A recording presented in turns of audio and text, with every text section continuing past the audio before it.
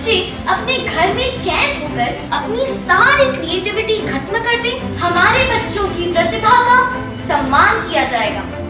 इसीलिए पेश है डिजिटल बाल मेला।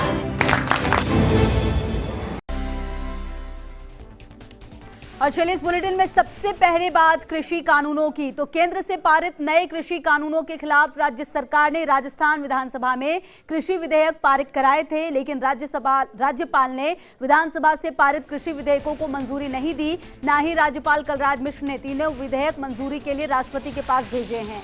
केंद्र के कृषि कानूनों में संशोधन के लिए गहलोत सरकार 2 नवंबर को विधानसभा में 3 विधेयक पारित करवाए थे।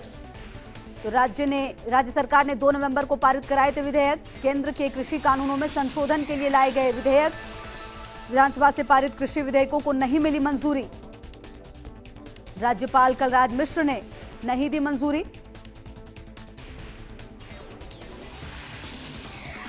तो कृषि विधेयकों को नहीं मिली है मंजूरी। राज्यपाल ने विधानसभा से पारित कृषि विधेयकों को मंजूरी नहीं दी है। कांग्रेस सरकार ने विधानसभा में 2 नवंबर को पारित किए थे विधेयक।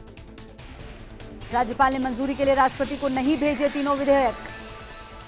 और अब देखना यह होगा कि आगे किस तरीके से इस पूरे मामले में बात आगे बढ़ती है, क्योंकि एक तरफ पूरे देश में ही आंदोलन चल रहा है किसानों का, अपनी मांगों को लेकर अड़े हुए। ऐसे में यहां पर सरकार ने जो विधेयक पारित कराया उसको अभी मंजूरी नहीं मिली है। राज्यपाल कलराज मिश्र ने नहीं दी है मंजूरी। मंजूरी के लिए राष्ट्रपति को नहीं भेजे तीनों विधेयक। राज्य सरकार ने 2 नवंबर को पारित किए थे विधेयक।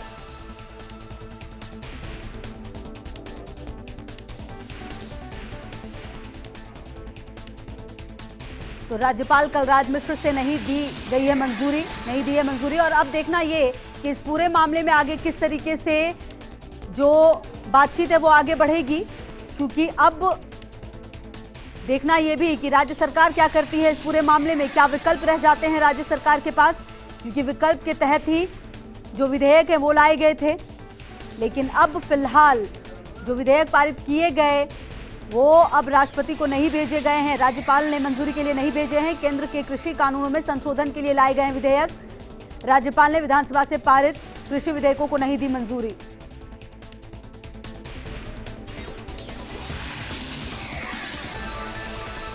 मंजूरी के लिए राष्ट्रपति को नहीं भेजे तीनों विधेयक। एक तरफ पूरे देश में ही जो आंदोलन है वो चल रहा है और देखना यह है कि क्या बातचीत से बात बन पाएगी, क्योंकि कल का दिन बेहद महत्वपूर्ण माना जा रहा है।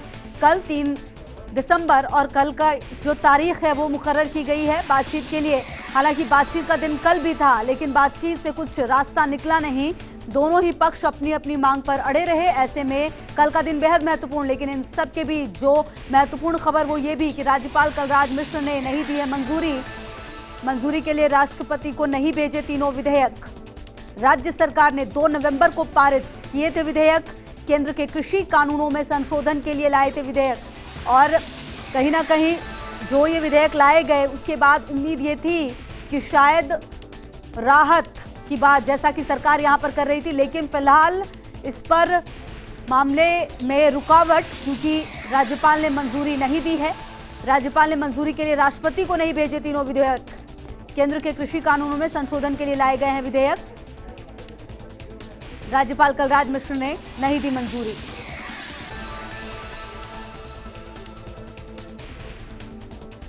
एक तरफ पूरे देश में लगातार जो किसानों का आंदोलन है वो चल रहा है और अपनी मांगों को लेकर अड़े हुए हैं। जगह जगह पर रास्ते बंद कराए जा रहे हैं। दिल्ली पहुंचने वाले रास्ते, वाटर कैनन का इस्तेमाल हो रहा है जो प्रदर्शनकारी हैं उन पर।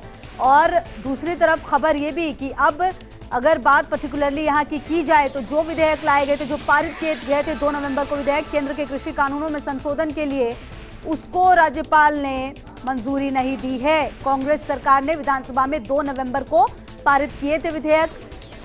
राष्ट्रपति को नहीं भेजे तीनों विधेयक। राज्यपाल ने मंजूरी के लिए केंद्र के कृषि कानूनों में संशोधन के लिए लाए गए हैं विधेयक। लेकिन अब देखना यह होगा कि इस पूरे मामले में किस तरीके से सरकार अपनी बात को आगे रखती है और क्या विकल्प बच जाते हैं सरकार के पास। सबसे महत्वपूर्ण तो ये देखना और समझना होगा।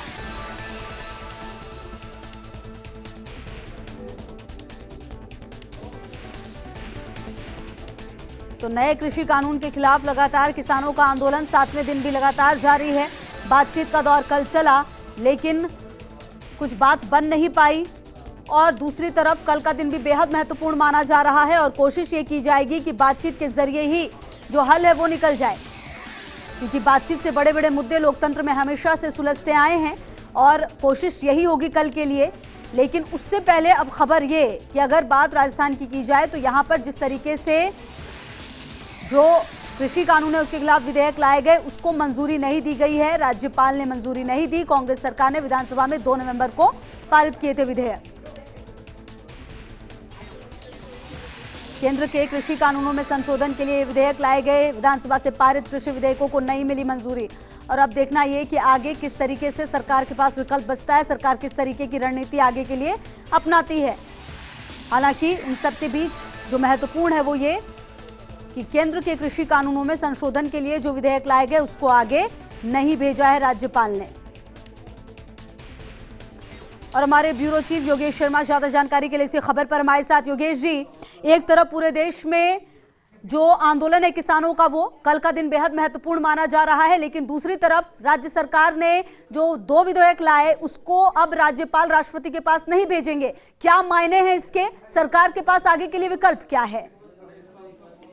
देखिए, ये पहले से लग रहा था कि गवर्नर हाउस में ये बिल अटकेगा जाकर, और ठीक इसी तरह और भी राज्यों में इस तरह का घटनाक्रम हुआ है जहां पर गैर भाजपाई सरकारों ने केंद्रीय कृषि कानूनों के खिलाफ वहां की विधानसभा में बिल पारित किए। लेकिन वहां के जो राज्यपाल है, वहां का जो सबसे बड़ी संवैधानिक शक्ति है राजभवन ने उनको एनओसी नहीं दी, उनको ओके नहीं किया। और इसके विवेकाधिकार राज्यपाल का होता है कि वो इनको बिल को अपने जो संविधान प्रदत्त जो शक्तियां होती है उनके जरिए वो रोक सकता है।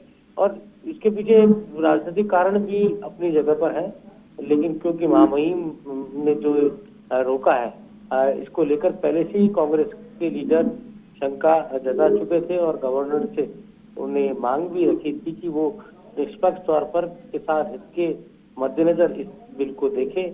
और राजस्थान की सरकार अपनी विधानसभा भी इसी मद्देनजर बुलाई थी कि केंद्रीय कृषि कानूनों के को लेकर उसके विरोध में प्रस्ताव क्या पारित हुआ, और फिर राज्य की सरकार खुद कानून लेकर आई, बिल लेकर आई, और जो राज्यपाल की मंजूरी के बगैर जिनका कानून बन पाना संभव नहीं था।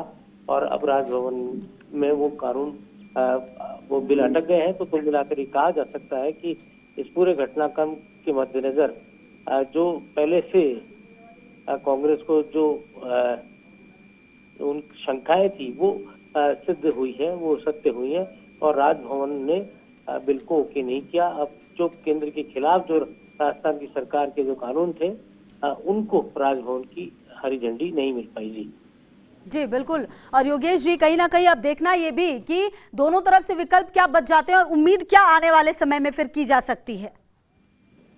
देखिए, राजभवन अगर इन कानूनों को नहीं मानता है, सरकार ने जो विधानसभा में पारित किए गए, तो अब यही विकल्प होता है कि फिर दोबारा कैबिनेट बुलाकर फिर से राजभवन को बिल भेजा जाए। यही बात की जा सकती है। दूसरी बात हो सकती है कि राष्ट्रपति का दरवाजा खटखटाया जाए, और क्योंकि ये इसमें 2 बातें थी। ये राष्ट्रपति द्वारा कानून बना है, राष्ट्रपति भवन की इस पर मोहर लगी है, उसके बाद केंद्रीय कृषि कानून को मूर्त रूप दिया गया है।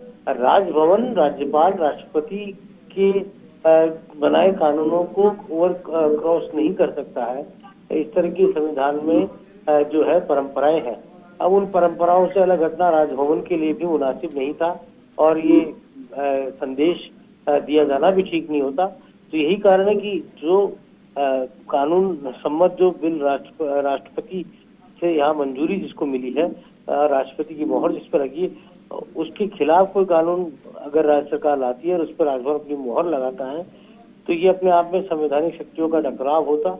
और यही कारण है कि पहले से ये अंदेशा था कि राजभवन में जाकर ये बिल अटकेगा, और वही देखने को मिला। तो कांग्रेस नेताओं की जो शंकाएं थी वो इसमें सिद्ध हुई।